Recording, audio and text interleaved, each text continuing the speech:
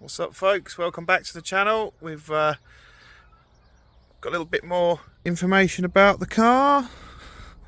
As always, we've taken the headliner out this week and some plastics. We should get into that in a little while and show you that. Most of the efforts this week have been focused on the van. We needed a tow bar for towing, so we've sent that to a local place on the Isle of Wight to have that fitted. So that means obviously now we can look at getting a trailer to tow this car around to shows. So this year we'll probably concentrate on doing a few shows, getting it there, getting people to see what it's like at the moment. Follow it as a bit of a work in progress as we go through into the winter part of the year. Then I think we'll look at doing some body work to it. Don't want to completely destroy it ready for the show season this year. You know, people can see what it's like up in close in person, and then obviously we can look at moving it around. Anyway, let's get on to some of the bits we've been doing inside. Just taking the headliner out here. Look at this. This is nice. All the old glue just starting to come away from the roof. I guess, you know, they put this pad on here and glued the headliner to the bottom of that. Taking it all out of the door runners. Just took the top off of the A-pillars just so it slid out from there, both sides. Another piece that it was glued to. Unbolted the B-pillars, put the seat belts back in for now, each side, so we can use them. C-pillars obviously we'd already taken out to smooth off, but yeah, there we go, that's the headliner out, and there she be. So we can sort that out with maybe being retrimmed or whatever. Now we know what shape it is. I don't know why, it just reminds me of something from like The Last of Us or something like that, some fungi or something growing in there. Or like one of those fly traps you put in your kitchen so all the flies stick to it in summer. So other things in the car that we've done this week. We've got the multifunctional display here. You know, if you've ever seen one in a Corsa before, you've got the time, the radio station, and the I think it was the temperature on these, or vice versa. This one didn't work, so we decided that we'd cut a big rectangle out of the big middle section there.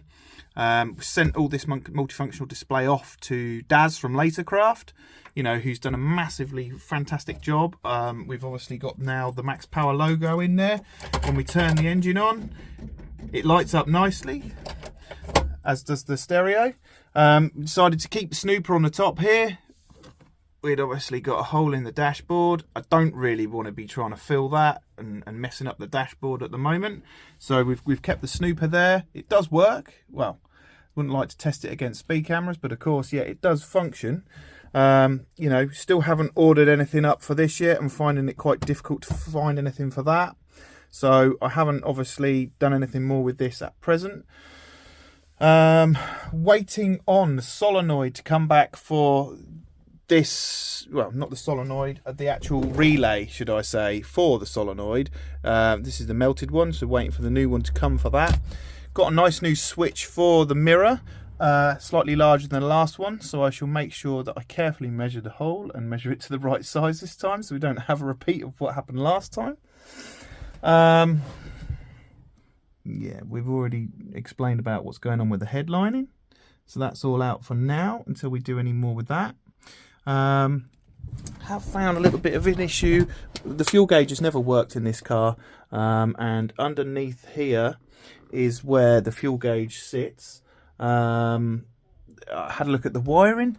It does look very much like the wiring for this here underneath.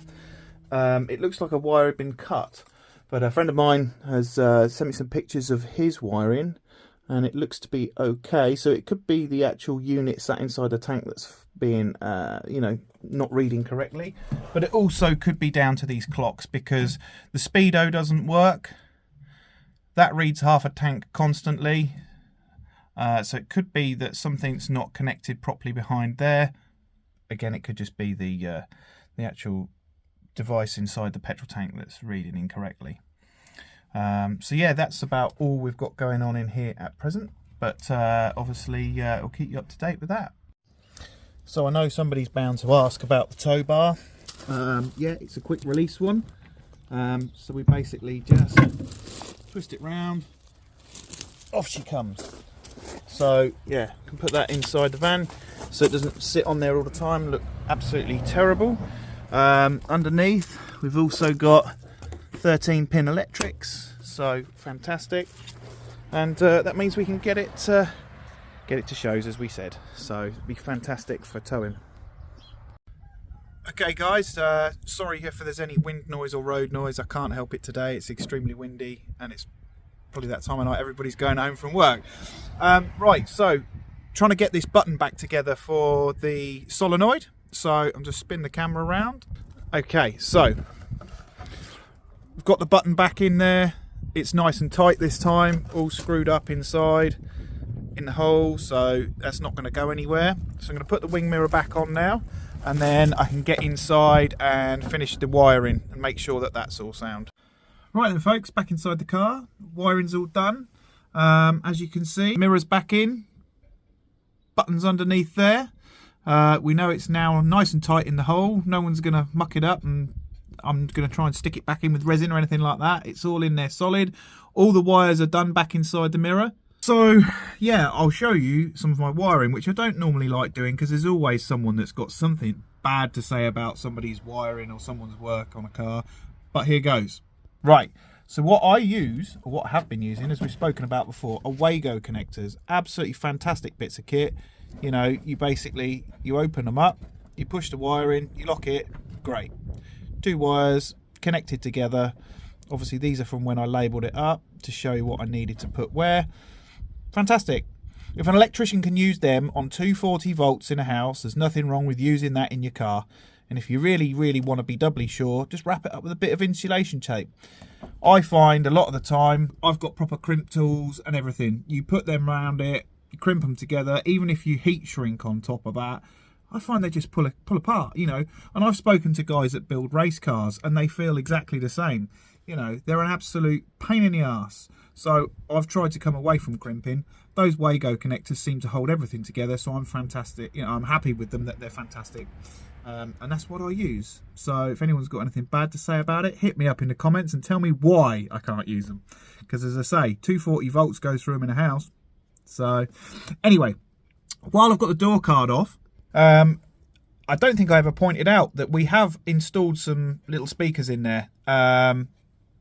Not what's going to be in there at the end, but we've got a little bit of tunage, so that's great. I'm going to go all kicker with this car, do something different. Everybody in this day and age seems to go for vibe. I know it's promoted by certain people that use social media quite frequently out there, and you know, a lot of people use the discount codes to try and get a cheaper install. Fair play to you, but I just feel like it's been done to death. Back in the day, everyone, you know, used to do something different. You know, there was Kicker, Rockford Fosgate, Pioneer, Alpine. Just don't seem to see it as much these days. You know, there's so many brands out there I've never heard of, which is fantastic. People are using that. But Vibe seems to be the one that people go for. I'm not. I'm going different. In the back, I hope to go square, solar barrack subs as well. Something you don't see too often. So, yeah, there we go. Just thought I'd point those out while we're in here. So now I can get this door card all buttoned back up, and we know that it works. In fact, I will prove to you that it works.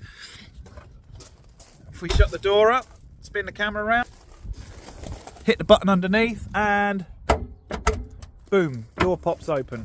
So there we go, all repaired. I've even installed an inline fuse because I don't want to go down the route of obviously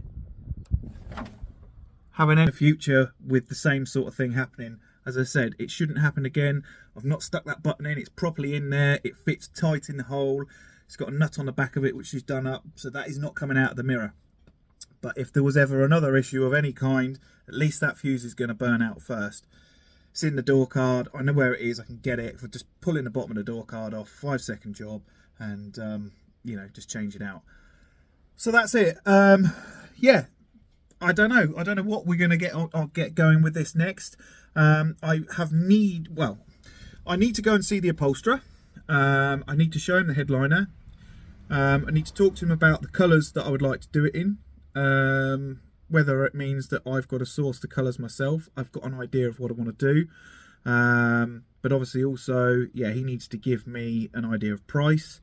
And then hopefully I can get that back in, because at the moment it looks awful.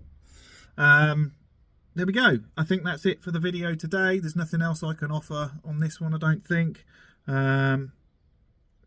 Yeah, apart from doing major things, I don't think there's going to be a massive amount of things I can do with this car. We shall see. But anyway, if you like the content, guys, please give it a thumbs up. Please subscribe so you don't miss any videos. I'm no professional YouTuber, obviously. I've only been doing this a short period of time, so you have to bear with me, and I'll always try and improve the videos.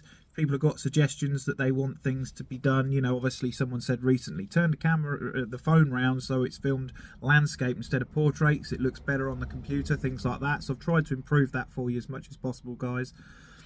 You know, got a little tripod that I'll try and you know, steady the camera out when we're trying to film certain things, when we are you know, filming something happening with the car. You know, I didn't film the wiring. Didn't think that was really worthy of clicking a few blocks together. Not really the sort of content most people want to watch. But yeah, there we go. Thanks very much for watching, and hopefully I'll see you on the next one. Cheers.